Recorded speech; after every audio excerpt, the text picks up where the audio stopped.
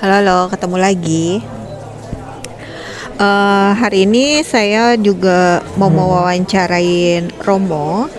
Romo itu adalah budayawan ya. Ya, kita anggaplah seperti itu. Kita bisa melihat sisi lain dari yang jurnal astral lah. Nah, Romo, saya pengen ini apa? Nanya tentang pewayangan ya. Jadi baru baru akhir-akhir ini aku tuh ngeh gitu loh. Kan suka suka kalau lagi bercanda atau lagi apa tuh aduh itu gini, tidak terlepas dari filosofi wayang yang ada, yang saya dengar, saya tuh belum paham banget. Ambar tuh cuma tahu mau kamu tuh jangan kayak Sengkuni lah. Sengkuni itu sopo, aku tuh nggak dong ya. Nah, ini saya sebagai orang awam, terus teman-teman kita di Nusantara ini, kita punya kekayaan banget ya. Wayang itu kekayaan banget lah kataku. Dan itu tuh dibalik itu tuh ada rahasia pasti itu wayang. Saya yakin itu.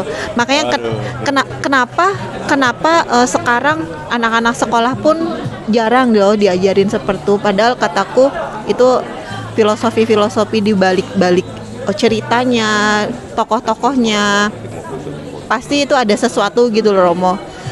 Karena saya curiga kenapa pewayangan kok nggak diajarin di anak-anak yang sekarang. Nah, kecurigaan itu malah menguatkan Amber untuk mempelajari lagi, untuk pengen tahu. Nah, mungkin di teman-teman di sini di Jurnal Astral juga yang tadinya nggak ngeh bahwa Nusantara ini amat kaya banget ya, mungkin sekarang ya saatnya saya pengen tahu dari sisi Romo tentang wayang ini. Romo, terserah lah mau dari manapun mulainya gitu loh. Orang awam kayak saya ini ingin taunya tuh dari mana dulu gitu. Monggo Romo. Kayaknya mending langsung rekam pakai itu. Selamat sore Mbak Ambar dan teman-teman. Terima kasih atas kesempatan yang diberikan kepada saya. Mungkin materinya ini agak saya padatkan aja ya, mungkin lebih baik ya. Belum detail lah. Nggak detailnya, umum aja. Sebetulnya materi ini sempat saya bawakan di beberapa Zoom meeting.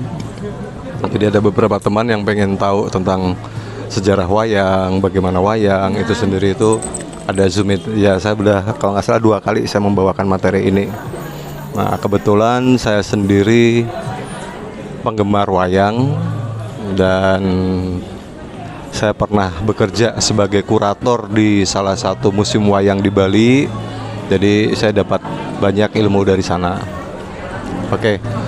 Jadi sebetulnya yang pertama yang harus kita pahami adalah bahwasanya wayang itu adalah resmi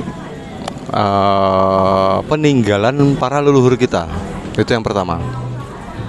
Kemudian selalu akan timbul pertanyaan, loh tapi kan itu kisahnya tentang Ramayana dan Mahabharata dari India. Betul.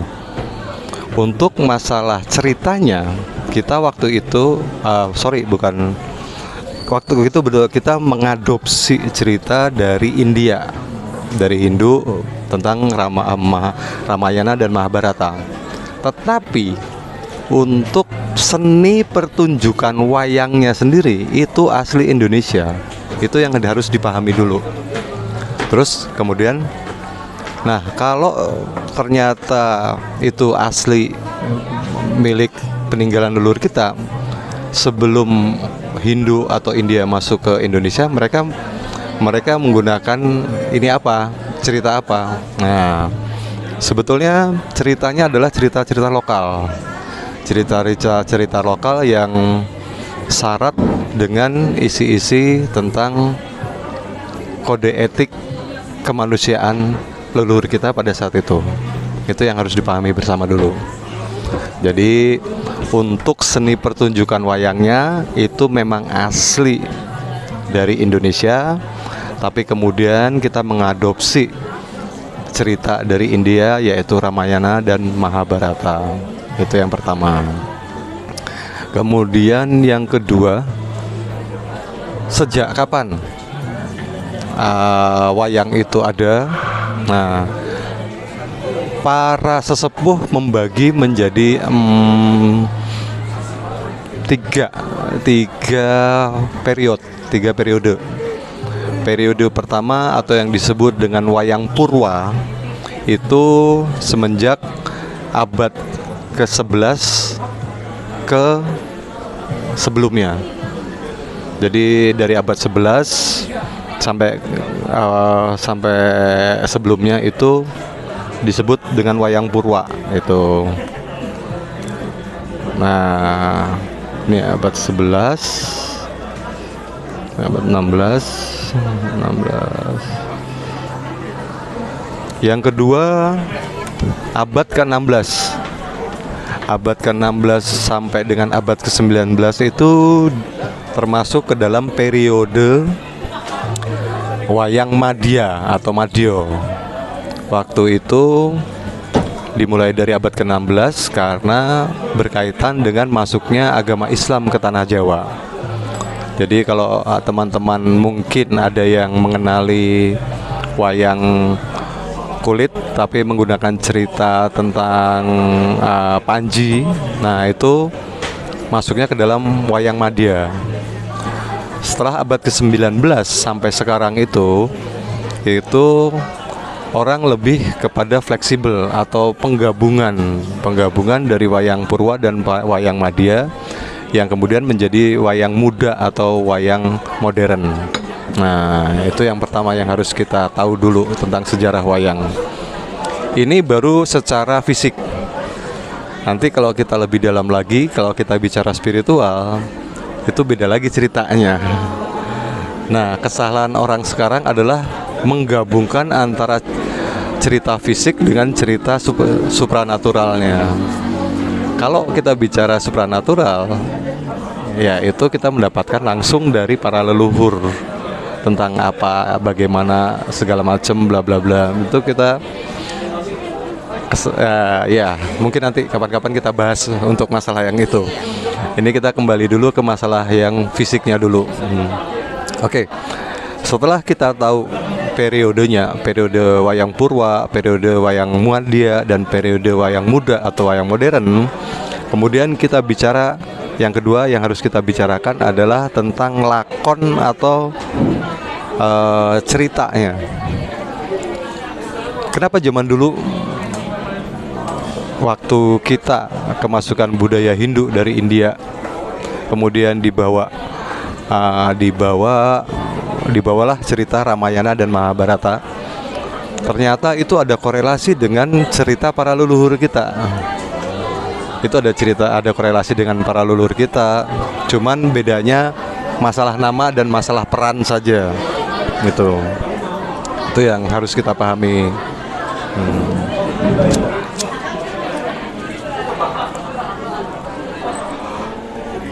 Leluhur kita menganggap bahwasanya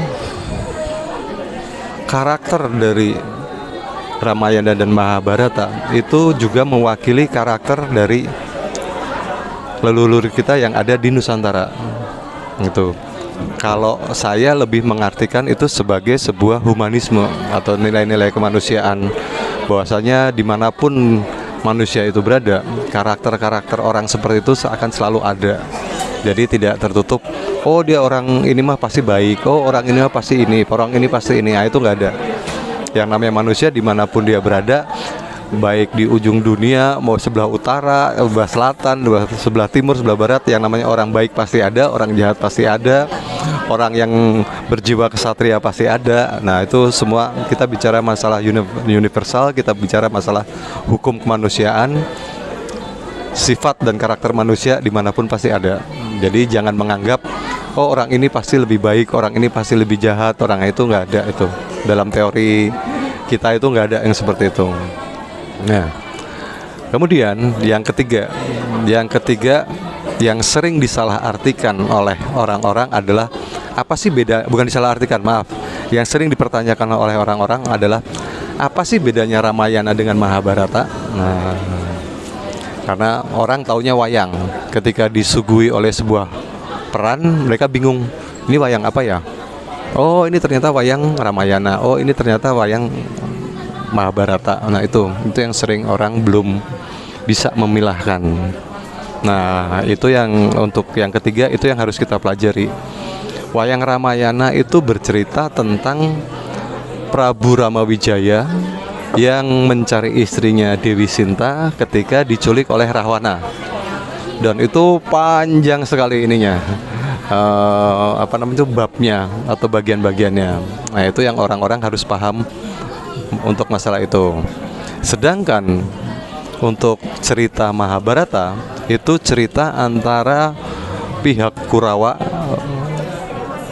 berperang dengan pihak Pandawa. Jadi di sini kita harus tahu dulu, ketika kita menonton sebuah wayang kita harus tahu apakah ini Ramayana atau Mahabharata. Wah, sebagian orang percaya ataupun leluhur kita pun masih mengajarkan apa yang, jadi kalau bahasa singkatnya Ramayana dan Mahabharata itu sebetulnya beda zaman. Tapi tokoh-tokoh yang ada di Ramayana itu bisa ada di Mahabharata. Bukan ada, tapi lebih kepada menitis kepada tokoh-tokoh yang ada di Mahabharata. Dan itu banyak sekali tokoh-tokohnya. Contoh salah satu adalah Prabu Rama sendiri. Itu ketika menitis di zaman Mahabharata itu dia menitis menjadi Sri Krishna. Kemudian adiknya beliau itu Raden siapa sih namanya? Itu nitisnya nanti ke Arjuna. Jadi Arjuna dan Krishna itu sebetulnya dulunya mereka titisan kakak adik. Kenapa di dalam cerita Mahabharata itu hubungan mereka sangat erat. Nah, yang kayak gitu-gitu itu ada hubungannya. Nah, kemudian hal lain yang perlu diperhatikan adalah beberapa tokoh seperti Hanuman. Kenapa Hanuman itu ada di Ramayana tapi dia juga ada di Mahabharata? Karena tokoh Hanuman itu dianggap tokoh yang tidak bisa mati atau hidup abadi. Nah, karakter Hanuman itu adalah karakter setia. Karakter setia ini yang ternyata dari zaman dulu sampai zaman sekarang pun itu pasti ada tokoh karakter seperti itu. Itu kenapa orang yang berkarakter setia itu tidak dianggap bereinkarnasi, tapi dia akan dianggap selalu ada sampai kapanpun, sampai nanti konon katanya akhir zaman pun itu ada tokoh seperti itu. Itu yang kedua. Kemudian yang ketiga, yang keempat itu apa sih bedanya wayang Purwa dengan wayang Madya dengan wayang Muda? Wayang Purwa itu kita mengadopsi dari India. Otomatis yang kita bicarakan adalah tentang kurang lebih itu agama Hindu. Tapi ketika kita bicara wayang Madya, kita mengadopsi dari Gujarat, dari Islam, dari Istanbul, dari Turki. Itu banyak. Kalau teman-teman itu suka baca-baca itu kenapa ada Syekh Qadir Abdul Jalani. Nah, itu masuknya itu di wayang Madya. Jadi wayang Madya itu mulai dari abad ke-16 sampai 19 itu lebih banyak menceritakan tentang agama Islam. Kenapa di abad ke-16 itu yang kalau kita bicara sejarah kebudayaan terjadi perubahan kebudayaan yang besar, di mana dari budaya Hindu menjadi budaya Islam yang kurang lebih ada hubungannya sama Demak, ada hubungannya sama Sunan Kalijaga. Bagaimana Sunan Kalijaga itu mengadopsi cerita-cerita dari luar. untuk dijadikan bahasa di wayang yang kemudian dianggap cara yang paling gampang dan paling mudah untuk menyebarluaskan sebuah ajaran. Tapi sebetulnya kalau kita bicara lebih dalam lagi, itu bukan cuma menyebarluaskan sebuah ajaran, tapi juga untuk propaganda politik. Kemudian pemerintah itu bagaimana menyampaikan kepada masyarakat, itu menggunakan wayang-wayang itu sendiri. Nah, kemudian pada abad 19 itu lebih mix atau lebih bercampur. Jadi para dalang yang ada dari abad ke-19 itu bebas memilih. Kalau dulu nggak bisa. Kalau dulu ketika saya menjadi dalang, saya harus memilih dulu. Apakah saya akan melakonkan wayang Purwa atau wayang Madya. Tapi sekarang semenjak abad ke-19 kita bebas, kita diberikan kebebasan untuk melakonkan apapun. Nah, itu dari wayang fisiknya dulu. Nah, kira-kira sampai di situ dulu Mbak Ambar, ada pertanyaan lagi? Oke, ternyata ada sejarahnya. Sejarahnya berliku-liku sih kayaknya gitu ya. Cuma kayaknya segitu dulu deh Romo. Untuk sejarah pewayangan ya. Nanti kita ada lanjutannya, tapi nggak sekarang, lebih mendetailkan lagi gitu kan. Pokoknya ikutin terus lah podcastnya gitu. Udah ya teman-teman ya. Thank you udah ngedengerin.